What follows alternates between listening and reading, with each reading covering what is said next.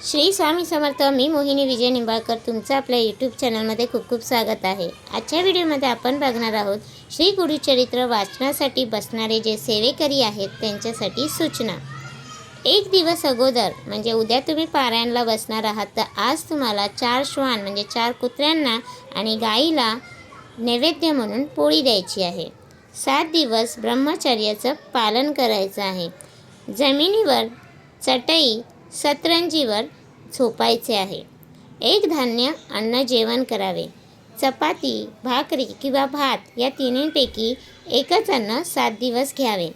7 दिवस कोणाच्याही घरचे शिजवलेले अन्न खाऊ नये. सेवेकऱ्यांचे अन्न परान्न होत नाही. शक्यतो गाव वेश सोडून जाऊ नये. अटीतटीच्या वेळी किमान जिल्ह्याच्या बाहेर तरी जाऊ नये. 7 दिवस शुभ बोला. कोणाविषयी द्वेष ठेवू नका. तसेच आयुष्यात पुढे पण असंच राहण्याचा प्रयत्न करा. गर्भवती स्त्री पारायणास बसू शकते, पण शास्त्रवचन म्हणते की 7व्या महिन्याच्या पुढे गरोदर स्त्रीस जास्त काळ बैठक शक्य होत नाही. त्यामुळे इतर सेवेत भाग घ्यावा. ज्यांना शक्य असेल त्यांनी बसण्यास हरकत नाही. कांदा, लसूण वगैरे जास्त प्रमाणात खाऊ नये. विज्ञान सांगते की शरीराची उष्णता वाढल्यास आपणास त्रास होऊ शकतो. शक्यतो ॲसिडिटी म्हणजे पित्त वाढवणारे यास्तव कडधान्य, डाळ, इतर द्विदल धान्य वर्ज्य करावी. त्या बदल्यात दूध, पोळी, हिरवी भाजी घ्यावी.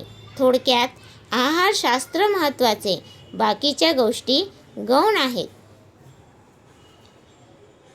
काळे वस्त्र आजपासून किमान 7 दिवस वर्ज्य असावेत.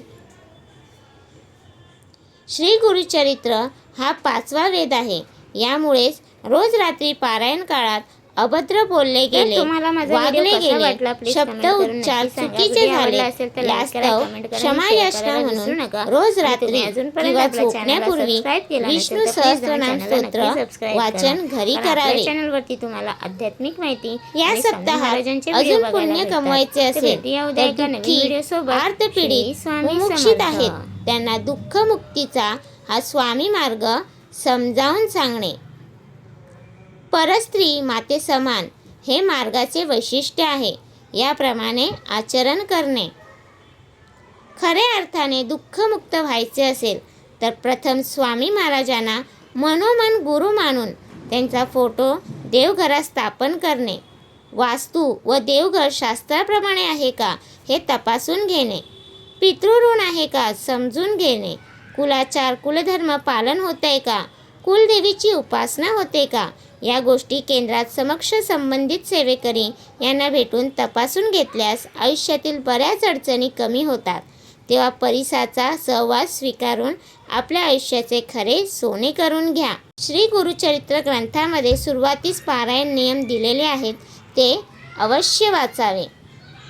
तर तुम्हाला हा माझा व्हिडिओ कसा वाटला प्लीज कमेंट करून नक्की सांगा. व्हिडिओ आवडला असेल तर लाईक करा, कमेंट करा आणि शेअर करायला विसरू नका. आणि तुम्ही अजूनपर्यंत आपल्या चॅनलला सबस्क्राईब केलं नसेल तर प्लीज जाऊन चॅनलला नक्की सबस्क्राईब करा. कारण आपल्या चॅनलवरती तुम्हाला आध्यात्मिक माहिती आणि स्वामी महाराजांचे व्हिडिओ बघायला भेटतात. तर भेटूया उद्या एका नवीन व्हिडिओसोबत. श्री स्वामी समर्थ.